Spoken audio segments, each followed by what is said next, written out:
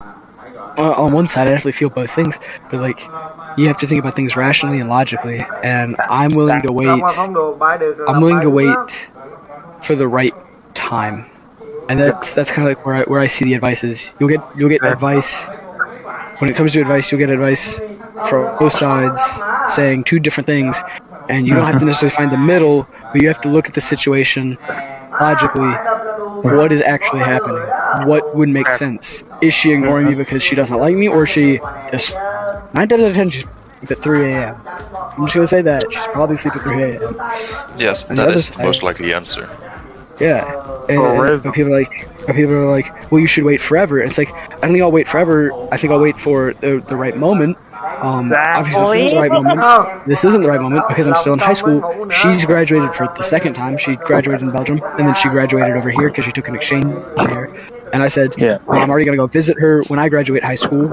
I'm hopefully gonna be able to get my dual citizenship. But I mean, like, when it comes down to advice, definitely take most advice with a grain of salt.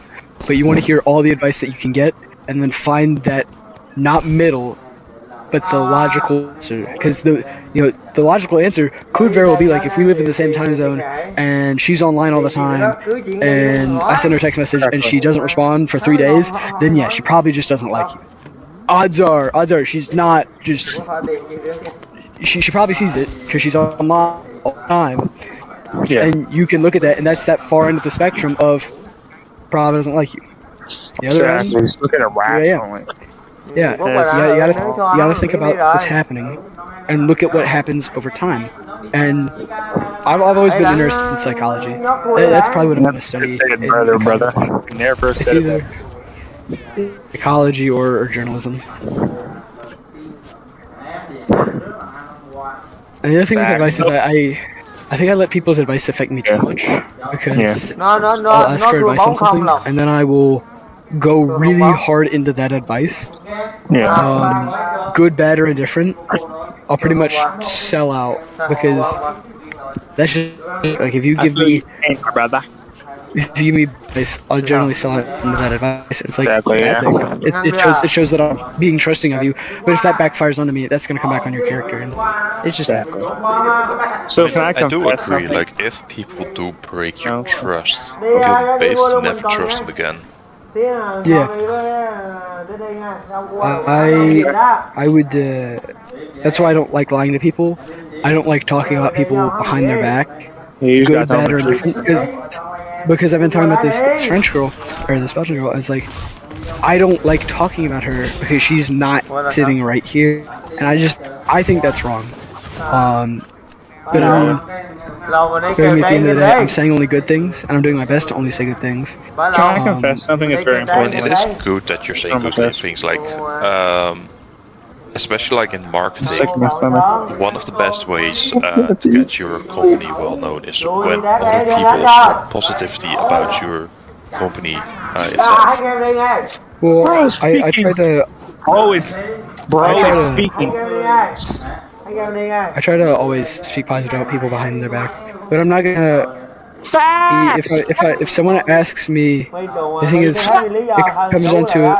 People, like a coach has asked me, like, what do I think of one of the wrestlers, and I feel bad when I'm like open his performance good, but it's not like it's constructively criticizing him with the coach. I know those. I know. I remember.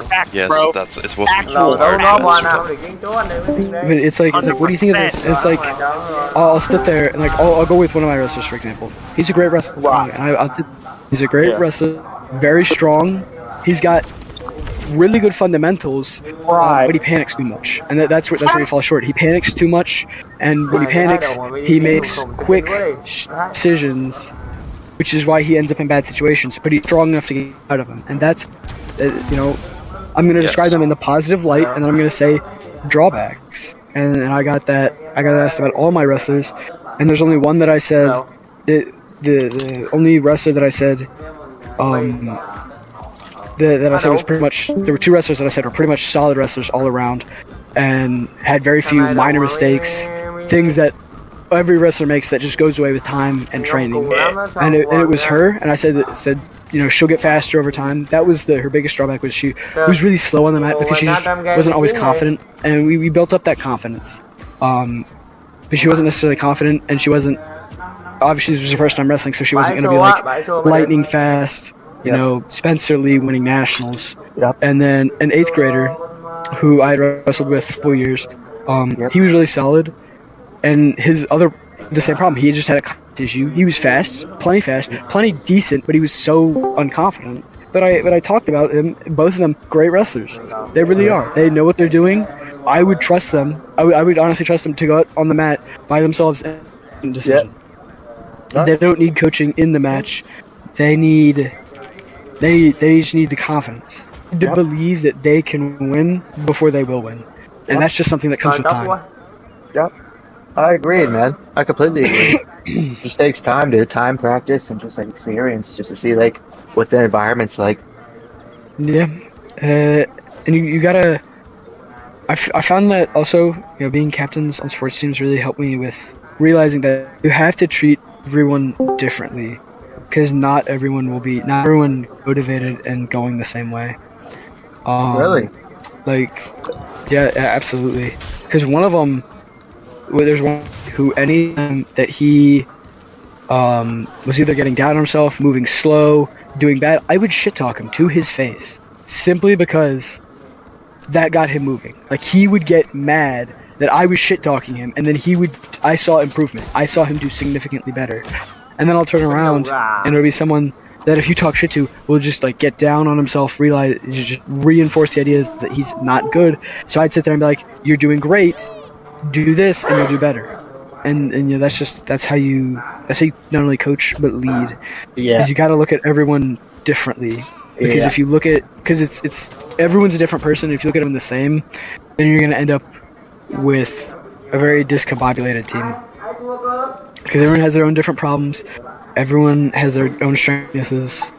Some people are confident. Some people panic. Some people are slow. Some are fast.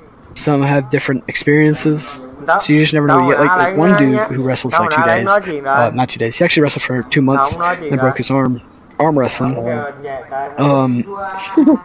Kicked me the first day of practice. Well, that's because 1, he knows kickboxing, but 2, he had to fight gangs in Madrid. Like, that was just the situation he grew up in. He was from Madrid. He got stabbed on a subway twice. He had to learn to defend himself. So when he went to wrestling, he would punch and kick. It's like, you gotta look at everyone differently. Did he like do martial arts too or no? No, he just did kickboxing. So he had like. So,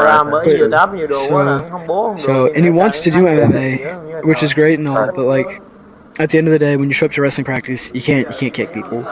Exactly. But like, could he defeat Chuck Norris though in kickboxing? Chuck Norris has a fist in his beard. I don't think anybody can beat him. Yeah, he was, okay. I said he knew how to do kickboxing. I did not say he was that good at kickboxing. Could he beat Ice Cube? Like, that's just like, again, he only learned kickboxing. He's not like that like martial arts master like I am. He's Being not honest, I believe Ice Cube would try to talk you down before shooting you. For what? Wait, he learned it for self-defense. Again, he had to fight gangs in Madrid because it was a life he grew up in. So it's not like he wanted to learn martial arts to like. He obviously wanted to learn martial arts to like compete, but at the same time, his focus at the time was to defend myself from bad people, and I need to protect myself. Exactly. That's like, which is good. When you do that, you're not going to focus on going out and winning these gold medals. You know, which is why him coming to America was honestly a good thing, because then he could, you know, wrestling is a form of a martial art, and when he came to America, he got the ability to, you know, go out and did he do well? He did all right for his first time wrestling. I'm not even gonna lie. He wrestled 2 matches and then broke his arm. But did he ever do boxing? No, just kickboxing. Boxing is pretty fun though. I'm not gonna lie. I wanna learn to do like all martial arts. Yeah. I don't know. This upcoming year is gonna be like really hard on me though, like mentally draining, because I have to be a captain on 3 teams, which is gonna be rough. Personally, I recommend Muay Thai, or however you pronounce it, because it's pretty inefficient martial arts. Like, I'm saying that to whoever just learn it or whatever. Muay Thai. Pretty efficient. It's pretty efficient. It's pretty dangerous martial arts too. So it's that's what I recommend. I'm gonna say this straight up.